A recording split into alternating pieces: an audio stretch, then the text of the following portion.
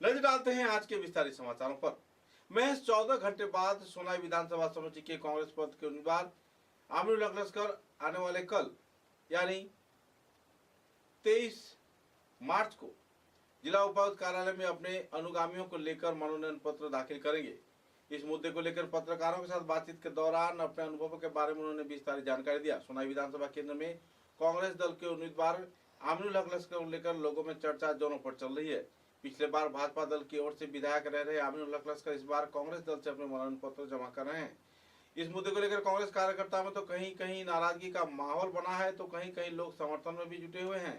इधर भाजपा दल की ओर से इस क्षेत्र में उम्मीदवारी पर भी काफी सवाल या निशान लग रहा है। मुद्दे को लेकर जहां लोग सहनशील हैं, तो इसी दौरान भूतपूर्व विधायक तथा जाने माने व्यक्तित्व आमिनुल हक लस्कर ने पत्रकारों के साथ बातचीत के दौरान अपने मतों का बखान किया।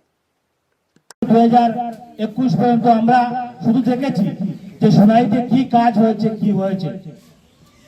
আর বিধানসভার একজন সদস্য আপনারা দেখেছেন গত 2021 থেকে 2026 পর্যন্ত অখিল গগৈ মহাশয় কিভাবে উনি সরকারকে যে কোনো না পদক্ষেপ নিয়েছেন, উনি এর বিরোধিতা করেছেন। তো আমি আর বিশেষ কিছু বলবো না। আজানের আমরা লেগে থাকতাম, আপনি আমরা নেতৃত্ব দিতাম, আমরা ওটাও আমার কাছে একমাত্র ভাবনা থাকবো। আমরা বরাবর অঞ্চলের মানুষ বিগত দিনে আমরা বহু প্রার্থী নির্বাচিত করছি, কিন্তু স্বাধীনভাবে আমরা মত প্রকাশ করবার জায়গা পাইছি না।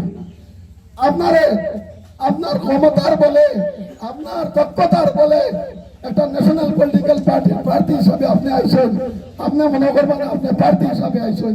আপনার লাগে আমরা সব আমিনুল হক লস্কর, আপনার প্রচারের লাগে আমরা যে কাজে চেষ্টা করতে লাগে আমরা করতে পারছি না। সবে আছে আমার আমিনুল হক লস্কর, আমিনুল হক লস্কর জিন্দাবাদ। আমি কালকে তো নমিনেশনের শেষ তারিখ। আমার যেটা নিজস্ব প্রস্তুতি, যেটা নমিনেশন পেপার রেডি করা, এফিডেভিট বানানো, শুদ্ধ নমিনেশন দিতে যেটা লাগে, এটা সম্পূর্ণ প্রস্তুতি আছে। কিন্তু দলীয় কর্মীরা, দলীয় সমর্থকরা কী প্রস্তুতি নেই এটা তার ব্যাপার। কালকে শুনেছি যে দলের সমর্থকরা, দলের সংগঠনরা তারা এখানে একটা বিরাট জমায়েত আয়োজন করেছে, আমাকে নিমন্ত্রণ করবে। ওরা বলছে এখান থেকে গিয়ে একসঙ্গে গিয়ে আমরা নমিনেশন দিব। এই সংখ্যাটা কত থাকবে এই মুহূর্তে আমার পক্ষে বলা সম্ভব নয়, কারণ মানুষের ভিতরে এত উৎসাহ যে মানুষের মধ্যে একটা পরিবর্তন আসছে, যে ভোটাররা চায় এবার কংগ্রেসের সরকার হোক, ভোটাররা চায় এবার গৌরব গগৈ মুখ্যমন্ত্রী হোক। আর ভারতবর্ষের আসামে যখন পরিবর্তন হবে, সমস্ত ভারতবর্ষের পরিবর্তন হবে। আর ভোটাররা যখন চায় কংগ্রেসের সরকার হবে, আর আমি কংগ্রেসের একজন প্রার্থী, আমার পক্ষে মানুষ ঘর থেকে বাইর হবে। কালকে কতটা বাইর হয়, কীভাবে বাইর হয়, কার কতটা উৎসাহ আসে, নিশ্চয়ই আপনারা আসবেন, তখন দেখেন। এবারে দেখেন, নির্বাচনের মূল ইস্যু হয়েছে যে বিজেপি তাদের ইশতেহারে যে কথা বলেছিল, এই ইশতেহার মতো কাজ করেনি। বিশেষ করে বরাক উপত্যকার কোনো কাজ হয়নি। বিজেপি 2021-এ তাদের ইশতেহারে বলেছিল যে বরাক উপত্যকার বেকারদেরকে 3rd গ্রেড 4th গ্রেড যারা আছে এরা লোকালি চাকরি দেবে, কিন্তু দেখা গেছে সমস্ত ব্রহ্মপুত্র উপত্যকাতে এখানে 3rd গ্রেড 4th গ্রেডে চাকরি হয়েছে।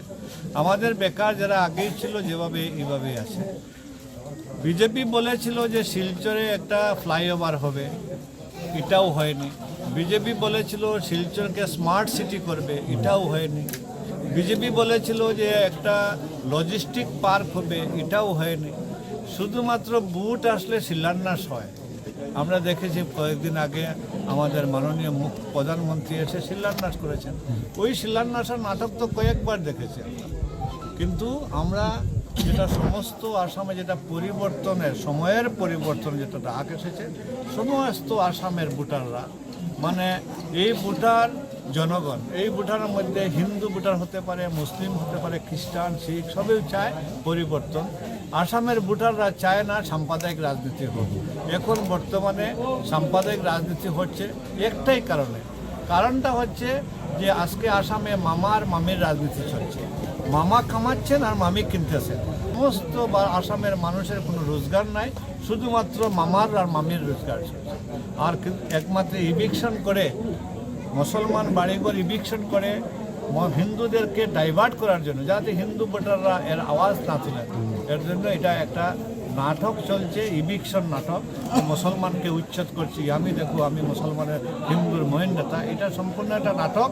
শুধু মামা মামির যেটা সম্পত্তি, যেটা অবৈধ সম্পত্তি, যেটা 12,000 বিঘা জমি ওনার নামে করেছেন, বিভিন্ন বড় বড় স্কুল প্রতিষ্ঠান করেছেন, যা বড় প্রতিষ্ঠান হয় মামি এটা ছিনিয়ে নিয়ে যান। এইগুলা জিনিস যাতে মানুষের নজরে না আসে, এর জন্য হিন্দু মুসলমানের রাজনীতি করতেছেন।